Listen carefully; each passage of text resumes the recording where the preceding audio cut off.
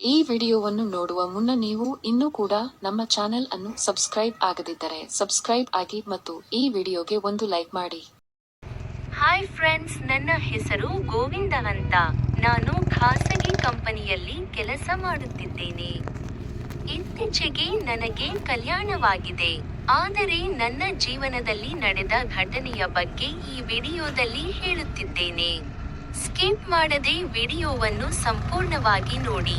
ನಾನು ಪಿಯುಸಿ ಮುಗಿಸಿ ಹೀಗೆ ಸ್ನೇಹಿತರ ಜೊತೆ ಸುತ್ತಾಡಿ ಟೈಮ್ ಪಾಸ್ ಮಾಡುತ್ತಿದ್ದೆ.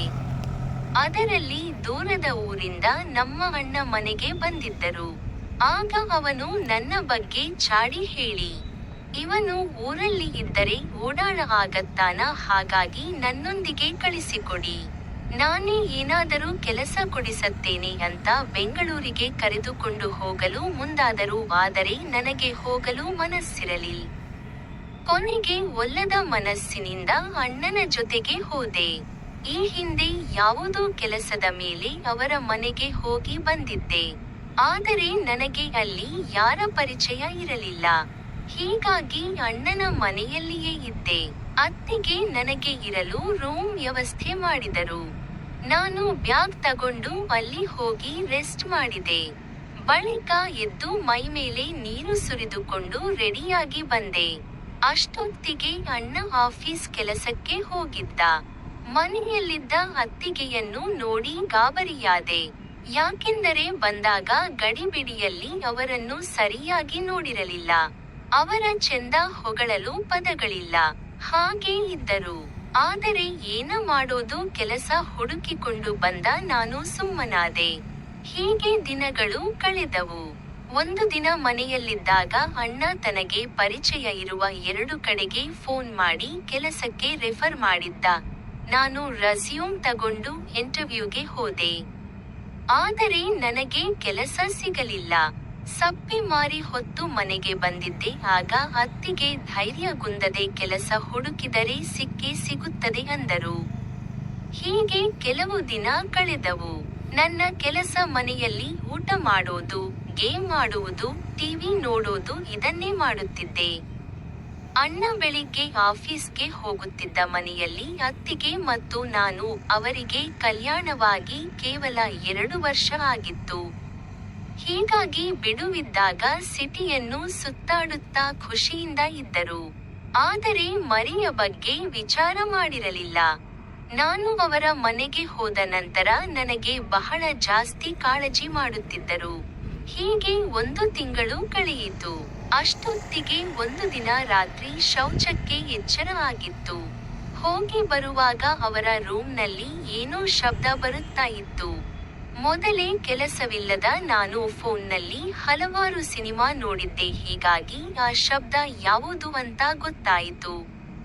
ಅದಕ್ಕೆ ಅಲ್ಲಿಯೇ ಸ್ವಲ್ಪ ಹೊತ್ತು ನಿಂತಿದ್ದೆ. ಆಮೇಲೆ ರೂಮ್ಗೆ ಬಂದು ಕಣ್ಣು ಮುಚ್ಚಿದರೂ ಸಹ ನಿದ್ದೆ ಬರಲಿಲ್ಲ. ಕೈಗೆ ಕೆಲಸ ಕೊಟ್ಟೆ. ಮರುದಿನ ಲೇಟಾಗಿ ಎದ್ದೆ. ಆಮೇಲೆ ರೆಡಿಯಾಗಿ ಟಿಫನ್ ಮಾಡೋಕ್ಕೆ ಬಂದೆ. ಅಷ್ಟೊತ್ತಿಗೆ ಅಣ್ಣ ಆಫೀಸ್ಗೆ ಹೋಗಿದ್ದ. ಇವರು ಯಾಕೆ ಲೇಟಾಯಿತು ಅಂತ ಕೇಳಿದ್ರು. ನಾನು ಸುಸ್ತಾಗಿತ್ತು ಅದಕ್ಕೆ ಅಂದೆ.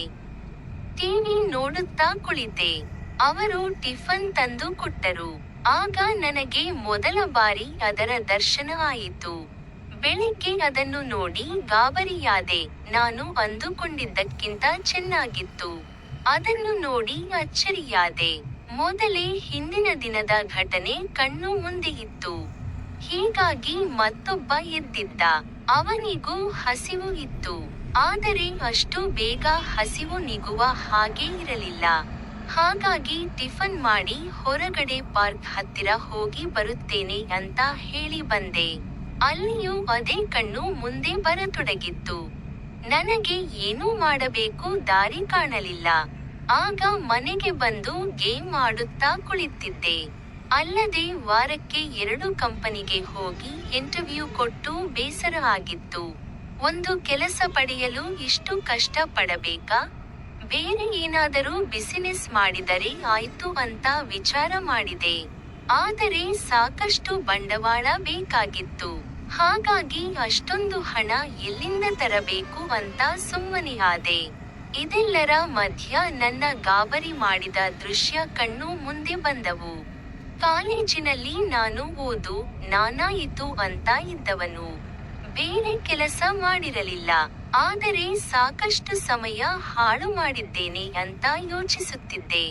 ಕೆಲವು ದಿನಗಳ ನಂತರ ಒಂದು ಕಂಪನಿಗೆ ಇಂಟರ್ವ್ಯೂ ಕೊಟ್ಟು ಬಂದಿದ್ದೆ. ಅಲ್ಲಿ ನನಗೆ ಕೆಲಸ ಸಿಕ್ಕಿತ್ತು. ಅದೇ ಖುಷಿಯಲ್ಲಿ ಮನೆಗೆ ಬಂದು ವಿಚಾರ ಹೇಳಿದೆ. ಅವರು ಖುಷಿಯಾದರು. ಅಣ್ಣ ಕೂಡ ಚೆನ್ನಾಗಿ ಕೆಲಸ ಮಾಡು, ಸಂಬಳ ಹೆಚ್ಚಿಗೆ ಮಾಡುತ್ತಾರೆ ಅಂದ. ನಾನು ಸರಿ ಅಂದೆ. ಪೂರ್ಣವಿರಾಮ 2 ದಿನ ಬಿಟ್ಟು ಕೆಲಸಕ್ಕೆ ಬರಲು ಹೇಳಿದರು. ನಾನು ಹೋಗತೊಡಗಿದೆ. ಆದರೆ ನನಗೆ ಮನೆಯ ಬಗ್ಗೆ ಚಿಂತಿಸತೊಡಗಿದ್ದೆ. ಹೀಗೆ ದಿನ ಕಳೆದವು. ಮನೆಯಲ್ಲಿ ಹಿಂದೆ ನಡೆದ ಘಟನೆಗಳು, ಶಬ್ದಗಳು ಬರುತ್ತಿದ್ದವು ಇದ್ದವು. ನಾನು ಕೂಡ ಸುಮ್ಮನೆ ಇರುತ್ತಿದ್ದೆ. ಆದರೆ ಅಂದು ಮಧ್ಯಾಹ್ನ ಒಂದು ಘಟನೆ ನಡೆಯಿತು. ಅವತ್ತು ನನಗೆ ರಜೆ ಇತ್ತು. ಮನೆಯಲ್ಲಿ ಇದ್ದೆ. ಊಟ ಮಾಡಿ ಟಿವಿ ನೋಡುತ್ತಾ ಕುಳಿತಿದ್ದೆ. ಇವರು ಅವರ ಕೋಣೆಯಲ್ಲಿ ಬಿದ್ದಿದ್ದರು. ಹೀಗೆ ಹೋಗುವಾಗ ಅವರ ಕೋಣೆ ನೋಡಿದೆ. ಅವರು ಬಿದ್ದಿದ್ದರಿಂದ ಅವರ ಬಟ್ಟೆ ಅಸ್ತವ್ಯಸ್ತ ಆಗಿತ್ತು. ಅದನ್ನು ನೋಡುತ್ತಾ ಸ್ವಲ್ಪ ಹೊತ್ತು ಅಲ್ಲಿಯೇ ನಿಂತೆ.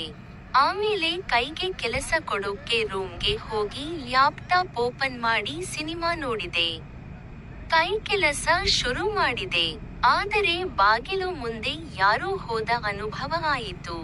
ನಾನು ಗಾಬರಿಯಾಗಿ ಸಿನಿಮಾ ಬಂದ್ ಮಾಡಿ ಹೊರಗಡೆ ಬಂದು ನೋಡಿದೆ. ಆದರೆ ಅಲ್ಲಿ ಯಾರೂ ಇರಲಿಲ್ಲ. ನನಗೆ ಗಾಬರಿ ಶುರುವಾಯಿತು. ಹಾಗಿದ್ರೆ ಯಾರು ಬಂದವರು ಅಂತ ಯೋಚನೆ ಮಾಡುತ್ತಿದ್ದೆ. ಆದರೆ ಅದೇ ದಿನ ಅವರು ಯಾಕೋ ಸುಮ್ಮನೆ ಇದ್ದರು. ಅವರ ಮುಖ ಸಪ್ಪೆಯಾಗಿತ್ತು. ಅವರಿಗೆ ಏನೋ ಕಷ್ಟ ಆಗಿತ್ತು. ಆದರೆ ಹೇಳುವಂತೆ ಇರಲಿಲ್ಲ ಅನಿಸುತ್ತೆ. ಇದರಿಂದ ಕೆಲವು ದಿನಗಳು ಹೋದವು. ಮನೆಯಲ್ಲಿ ಎಲ್ಲರೂ ತಮ್ಮ ಪಾಡಿಗೆ ತಾವು ಇರುತ್ತಿದ್ದೆವು. ನಾನು ನನ್ನ ಪಾಡಿಗೆ ಸುಮ್ಮನೆ ಆಗಿದ್ದೆ. ಆದರೆ ಹೀಗೆ ಒಂದು ದಿನ ನನ್ನ ಕೋಣೆಯ ಕೀಲಿಕೈ ಸಂದಿಯ ಸರಿಸಿ ನೋಡಿದಾಗ ಏನು ನಡೆಯುತ್ತದೆ ಎಂಬುದು ಎಲ್ಲವೂ ಗೊತ್ತಾಗುತ್ತದೆ ಅಂತ ಗೊತ್ತಾಯಿತು. ಹೀಗಾಗಿ ಸ್ವಲ್ಪ ದಿನಗಳ ಬಳಿಕ ಆ ದಿನ ಏನು ನಡೆಯಿತು ಅಂತ ತಿಳಿಯಿತು. ಅದೇ ರೀತಿಯಲ್ಲಿ ನಾನು ನೋಡಿದಾಗ ಅವರ ಕೋಣೆಯಲ್ಲಿ ಏನೂ ಇರಲಿಲ್ಲ. ಯಾವ ಶಬ್ದವೂ ಇರಲಿಲ್ಲ. ನಾನು ಮುಖ ಸಪ್ಪೆ ಮಾಡಿಕೊಂಡು ಬಂದೆ. ಮತ್ತೆ ಕೆಲವು ದಿನಗಳ ನಂತರ ನನಗೆ ರಜೆ ಇದ್ದಾಗ ಮಧ್ಯಾಹ್ನ ಅದೇ ಘಟನೆ ನಡೆಯಿತು. ಆದರೆ ನಾನು ಬಾಗಿಲು ಹಾಕಿರಲಿಲ್ಲ. ಕೈಗೆ ಕೆಲಸ ಕೊಟ್ಟಿದ್ದೆ. ಲ್ಯಾಪ್ಟಾಪ್ ಮುಂದೆ ಇತ್ತು. ಆಗ ಅವರು ಅಚಾನಕ್ಕಾಗಿ ಕಸ ಗೂಡಿಸೋಕೆ ಬಂದು ಬಿಟ್ಟರು. ನನ್ನ ಕೈ ಕೆಲಸ ನೋಡಿ ಅವರು ಸುಮ್ಮನೆ ನಿಂತು ಬಿಟ್ಟರು. ನಾನು ಸುಮ್ಮನೆ ನಿಂತು ಬಿಟ್ಟೆ. ಲ್ಯಾಪ್ಟಾಪ್ನಲ್ಲಿ ಸಿನಿಮಾ ಓಡುತ್ತಿತ್ತು. ಅವರು ಮಾತ್ರ ಏನೂ ಹೇಳದೆ ಆ ಕೆಲಸ ಮಾಡಿದರು. ನಾನು ಕೆಲಸ ಮಾಡಿದೆ. ಬಳಿಕ ಕೋಣೆ ಕಸಗೂಡಿಸಲು ಸಹಾಯ ಮಾಡಿದೆ. ಆಮೇಲೆ ನಾನೇ ಅವರಿಗೆ ಕಾಫಿ ಮಾಡಿಕೊಟ್ಟೆ. ಇದಾದ ನಂತರ ನನಗೆ ರಜೆ ಇದ್ದಾಗ ನಾವು ಮನೆಯಲ್ಲಿ ಕೆಲಸಕ್ಕೆ ಸಹಾಯ ಮಾಡುತ್ತಿದ್ದೇನೆ. ಇದರಿಂದ ಅವರಿಗೆ ಸಂತೋಷ ಆಗಿದೆ. ಆದರೆ ಕೆಲವು ತಿಂಗಳ ಬಳಿಕ ಮನೆ ಬಿಟ್ಟು ಬೇರೆಡೆ ರೂಮ್ ಮಾಡಿಕೊಂಡು ಇದ್ದೇನೆ. ಆದರೆ ಸಮಯ ಸಿಕ್ಕಾಗ ಮನೆಗೆ ಹೋಗಿ ಸಹಾಯ ಮಾಡುತ್ತಿದ್ದೇನೆ.